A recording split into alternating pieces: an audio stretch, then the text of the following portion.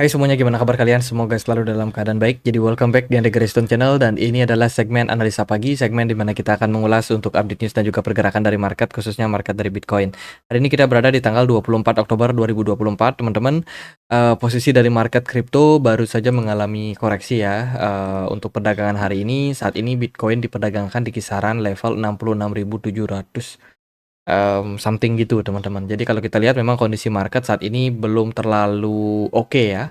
Ya, market masih cenderung korektif setelah impulsif kenaikan yang terjadi seminggu terakhir. Dan kalau kita perhatikan dari Fear and Greed Index saat ini berada di poin 71. Kemarin padahal kalau kita perhatikan kita berada di poin 70 ya. Ternyata sentimen-sentimen itu semakin bagus ya, menyebabkan kenaikan dari Fear and Greed Index ini, dan menyebabkan ya kita mengalami kenaikan dan Bitcoin justru malah bergerak sebaliknya. Jadi ini memang sebuah indikator yang sering kita pakai, teman-teman, Fear and Greed ya. Ketika sudah mulai greedy, hati-hati ya, karena bisa saja akan ada aksi taking profit yang dilakukan oleh market. Namun ketika kita sudah masuk ke fase-fase fear, itu adalah fase-fase yang sangat baik untuk akumulasi. Sementara di fase netral biasanya 50-50. Bisa naik, bisa turun, tergantung dengan probability dari market seperti apa. Itu jadi indikator ini bisa menjadi salah satu alat buat teman-teman yang suka melakukan swing trading ya, atau trading dalam jangka waktu tertentu, bisa itu harian, bulanan, ataupun mingguan. Nah, itu biasanya kita pakai Fear and Greed untuk make sure sebenarnya sentimen ini mengarah ke level mana. Kalau kita perhatikan saat ini kita lagi dalam posisi greedy, artinya adalah market cukup rakus, teman-teman. Mereka akan antusias untuk beli barang saat ini. Dan biasanya ketika banyak orang yang beli barang, pemain-pemain besar itu akan bikin manipulasi pada market, manipulasi terhadap pergerakan harganya. Biasanya akan ada aksi taking profit yang lumayan gede. Itu seringkali terjadi, teman-teman, dan ya sekedar menggeretak banyak orang yang sudah greed ini, teman-teman, untuk menurunkan tempo, sehingga mungkin akan ada diskon-diskon kecil yang bisa teman-teman manfaatkan di sana. Kemudian Bank Sentral Amerika Serikat bakalan melakukan pemangkasan suku bunga di tanggal 8 November ya 2024 jam 1 dini hari. Saat ini probability-nya masih ada di 25 basis point untuk cut rate yang berpeluang terjadi pada tanggal tersebut. Kemudian kalau kita lihat dari data makroekonomi hari ini, kita akan dapat beberapa sentimen data. Ada Eurozone Manufacturing PMI dari Uni Eropa yang akan kita dapatin di jam 3 sore nanti. Ini terkait dengan data seperti apa perindustrian, manufacturing, kemudian juga services yang ada di Uni Eropa. Lalu dari Amerika Serikat akan ada data initial jobless claim di jam setengah 8 malam nanti. Kemudian juga ada new home sales atau penjualan rumah baru Amerika Serikat. Beberapa data ini mungkin saja akan memberikan impact terhadap dolar. Sedikit kita lihat dolar sementara ini dalam proses penguatan ya dalam beberapa waktu terakhir. Itu jadi penguatan dolar tentu saja bisa menjadi salah satu indikasi negatif untuk Bitcoin dan kawan-kawannya, karena harus ada aset yang koreksi. Teman-teman, ada aset yang naik, ada aset yang turun juga. Tuh. Oke, itu data penting, teman-teman. Aku mau forward ya. Jadi dari Gate.io sendiri sudah melisting token bernama Cross dan saat ini sedang mengadakan fase startup mining. Jadi intinya teman-teman bisa staking kalau teman-teman sudah punya project Cross ya, sebuah proyek layer kedua Ethereum platform dan juga game advertising yang saat ini baru saja dirilis dan saat ini sedang mengadakan cross pool ya, teman-teman. Teman-teman bisa staking aset kalian dengan total reward sampai 2 juta token. Sementara yang staking ini baru 1 juta token cross yang di staking. Jadi rewardnya lebih besar daripada reward yang orang-orang staking, teman-teman. Jadi rewardnya ini lebih besar daripada jumlah orang yang staking. Itu APR-nya sangat besar, ada di 3.397 sementara ini, dan terus akan berkurang seiring dengan meningkatnya jumlah orang yang melakukan staking. Itu periode stakingnya sekitar 21 hari. Jadi buat teman-teman yang memang sudah punya tokennya bisa langsung untuk di staking aja di Gate.io. Gitu. Jadi untuk linknya nanti aku sertakan di kolom deskripsi ya. Teman-teman, kalau kita perhatikan dari inflow and outflow beberapa manajer investasi saat ini, kemarin ada outflow yang terjadi pada beberapa hedge fund ya, terutama dari Arkham Intelligence, ARK Invest ya, ARK Invest kemarin ada outflow sekitar 134 juta US dollar keluar dari pasar Ethereum Bitcoin, teman-teman. Sorry, Bitcoin ETF ya. Ini sudah keluar lumayan besar dan ini bisa menjadi sebuah aksi taking profit sementara ini. Jadi dari beberapa hedge fund pun juga sekarang udah mulai kayak memperhatikan harga dari Bitcoin yang cenderung mengalami penurunan sehingga bisa saja menimbulkan kepanikan. Sementara itu dari Ethereum kemarin justru malah ada inflow ya. Flow datangnya dari BlackRock, Ethereum ETF. Itu sementara data masih bisa berubah karena ini belum final, teman-teman. Jadi masih akan bisa volatile ke depannya. Nah, ini ada data statistik atau data analitik datangnya dari CryptoQuant melihat fundamental dari Bitcoin yang saat ini mengarah ke poin positif selama 30 hari terakhir. Secara hash rate, Bitcoin mengalami tren penguatan. Ya, ini menunjukkan bahwa adopsi pada Bitcoin semakin meningkat. Kemudian juga ada difficulty. Ini adalah kesulitan penambangan Bitcoin yang semakin lama semakin tinggi juga dan saat ini sedang berada dalam posisi tertingginya. Artinya memang mining dari Bitcoin saat ini sangat-sangat sulit untuk dilakukan. Kemudian active address, ini data yang kita sudah lihat 2 hari terakhir menunjukkan memang aktivitas dari para trader, para pemilik Bitcoin atau investor itu sudah mulai aktif dalam hal melakukan aktivitas di jaringan Bitcoin. Dan satu lagi adalah data terkait dengan fee. Fee dari Bitcoin semakin lama semakin meningkat karena tadi jumlah usernya semakin naik, ya kan? Aktivitas di jaringannya juga semakin naik. Jadi ini berkorelasi positif, teman-teman. Lalu ada berita yang cukup mengherankan. Ketua SEC Gary Gensler kabarnya mengucapkan selamat ulang tahun Bitcoin yang ke-16. Wih, selamat ulang tahun Bitcoin dari SEC.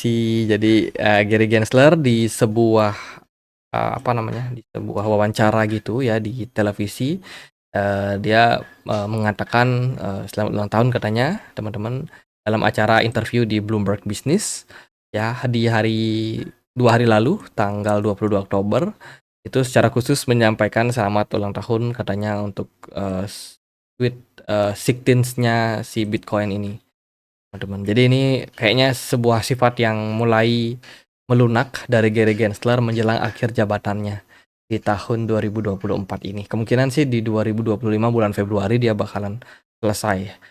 Tuh, tapi kalau Donald Trump yang memimpin kayaknya bakalan lebih cepat lagi, teman-teman. Jadi ya kayaknya dia menunjukkan sifat yang melunak terhadap Bitcoin ya. Ya nggak tahu sih apakah dia bakalan kepilih lagi nanti atau enggak. Dan kita juga belum tahu pasti seperti apa kondisi dari pemilu ke depan. Teman-teman, Kanadian atau Bank of Canada kemarin melakukan pemangkasan suku bunga 50 basis point. Ya, ini menunjukkan memang sikap yang sangat dovish dari Bank of Canada terkait dengan inflasi.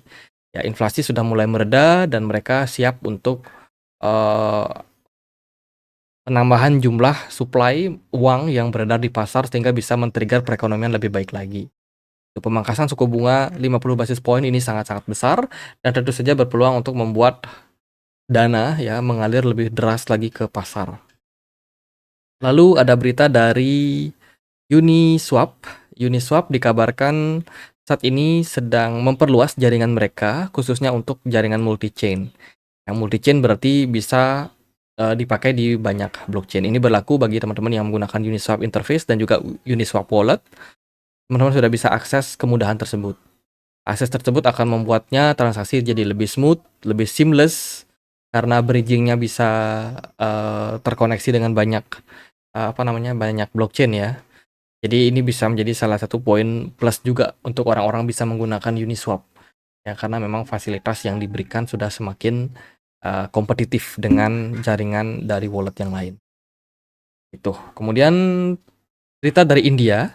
India dikabarkan bakalan siap untuk ban ya private crypto.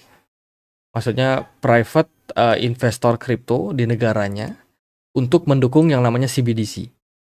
Tuh, jadi CBDC centralized central bank digital currency. Yaitu ya intinya adalah fiat money. Fiat money yang dimasukkan atau yang didata lewat blockchain. ujung-ujungnya sih fiat money ya.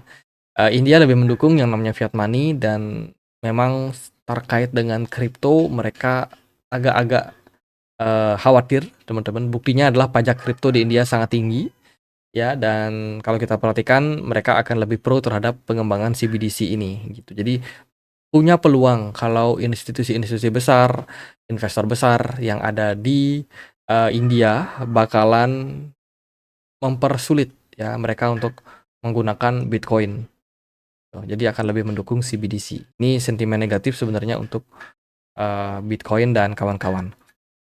Kemudian ada dari, Tigran Gambaryan, ini adalah salah satu eksekutif dari Binance yang berfokus di negara Afrika, khususnya di Nigeria, yang kemarin itu sempat ditangkap, bulan Februari dia ditangkap, diadili, dan akhirnya dipenjarakan, teman-teman, terkait dengan kasus, dugaan manipulasi dan juga pencucian uang. Itu ditahan, Binance sudah beberapa kali melakukan lobby ya supaya bisa dibebaskan karena toh juga keputusan tidak terbukti kalau dia melakukan pencucian uang, dan akhirnya per hari ini sudah resmi apa namanya, dibebaskan teman-teman. Jadi setelah berapa bulan tuh, 6 bulan ya ditahan ya, akhirnya dibebaskan. Jadi ya memang ada-ada aja sih teman-teman. Lalu ada dugaan juga terkait dengan Elon Musk yang melakukan kampanye uang. Ya, Musk giving some sekitar 1 juta US dollar untuk voter.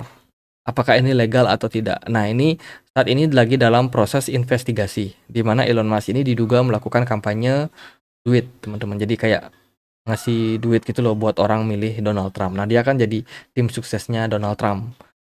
Tuh, jadi kecurigaan ini tentu saja bakalan bisa mengerek turun ya harga ataupun suara dari Trump sendiri gitu. Sementara ini kita masih sedang menunggu seperti apa pembahasan atau perbincangan tentang politik uang ini, teman-teman. Apakah terbukti Elon Musk melakukan hal tersebut atau justru tidak? Kalau menurut saya sih enggak ya. Tapi ya itulah berita yang ada di market. Kemudian Tesla juga dikabarkan masih tetap melakukan penjualan, bukan penjualan sih, lebih tepatnya distribusi ya, distribusi ke beberapa wallet gitu. Jadi kemarin di-tag lagi ada pergerakan, aset dari Tesla ya sekitar 11,5 ribu Bitcoin pindah ke new wallet.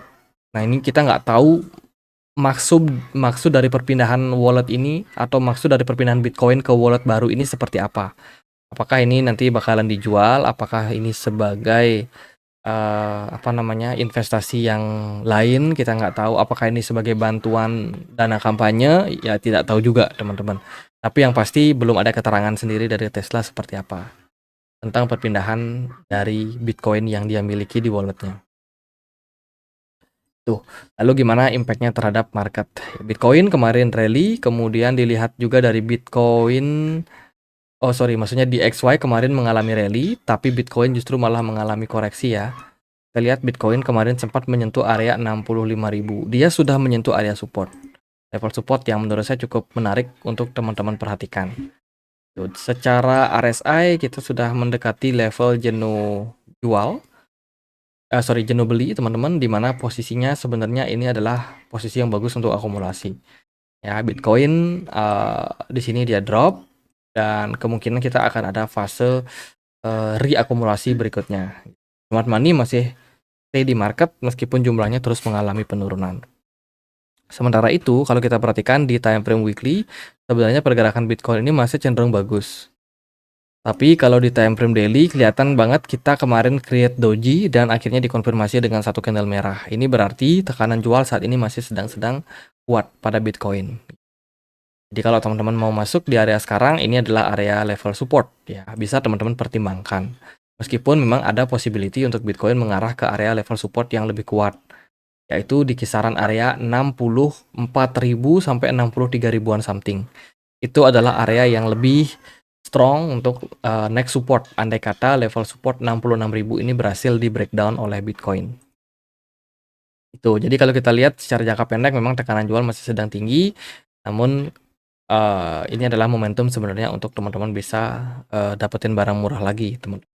BTC dominance di perdagangan kemarin agak menguat, altcoin turunnya parah banget ya. Altcoin hanya ada beberapa yang melawan arus kayak Solana dia agak strong. Tapi kayak Ethena, kemudian Manta, Ondo Finance, WLD itu rata-rata drop ya di perdagangan kemarin karena memang dominasi Bitcoin memang masih sangat-sangat kuat untuk saat ini. Jadi kemana pergerakan Bitcoin saat ini? Bitcoin akan ada opportunity untuk mengalami kenaikan, teman-teman. Saat ini ya kita sudah melihat satu candle yang menurut saya cukup bagus dan bisa saja menjadi sebuah indikasi pembalikan arah akan sedang terjadi pada Bitcoin. Ya, di time frame 4 jam Bitcoin create satu candle hammer di sini dengan wedge atau ekor yang cukup panjang ya, menunjukkan memang market sempat menekan Bitcoin tapi akhirnya buyer mau beli lagi dengan jumlah yang bagus sehingga Bitcoin cenderung positif, teman-teman. Artinya penurunan yang terjadi kemarin itu sempat mengalami recover lagi dengan cepat. Itu sebelum closing time frame 4 jam. Ini menunjukkan memang buyer cukup antusias membeli ketika pergerakan Bitcoin ada di kisaran area 66.000 sampai 65.500. Itu smart money juga cukup oke, jadi saya rasa ini ada peluang untuk kenaikan jangka pendek. Ingat ya, kenaikan jangka pendek mungkin tidak akan naik tinggi, ya mungkin peluangnya bisa sampai eh mungkin bisa sampai ke level kisaran 68 ribuan untuk jangka pendek pada Bitcoin. Tapi kalau kita breakdown lagi di time frame 1 jam, sebenarnya pergerakan Bitcoin ini belum terlalu ditunjang oleh smart money yang cukup bagus, teman-teman. Jadi smart money-nya masih kosong. Kemarin juga ada indikasi terkait dengan bullish divergence dari RSI di time frame 1 jam, tapi ternyata tidak terkonfirmasi dengan baik, justru malah kita drop ya. Ini menunjukkan memang tekanan jual memang masih bisa terjadi, teman-teman, anytime. So, tetap hati-hati bagi teman-teman. Nah, itu sih mungkin market memang masih seperti ini, ya tunggu aja marketnya recover, teman-teman. Sementara Bitcoin lagi berada di posisi yang menurut saya cukup baik ya, masih cukup bullish. Tinggal kita menunggu fase koreksi ini berakhir. Kemungkinan Bitcoin akan udah masuk ke fase bull run-nya lagi, teman. Oktober, apakah bakalan positif atau justru negatif menjelang akhir bulan ya? Kita tidak tahu pasti, teman-teman. Oke, gitu aja mungkin pembahasan kali ini, semoga bisa bermanfaat. Kita ada komunitas juga di Telegram bagi teman-teman yang punya Telegram yang mau join, linknya ada di kolom deskripsi ya. Sekian akhir kata saya Andri, makasih.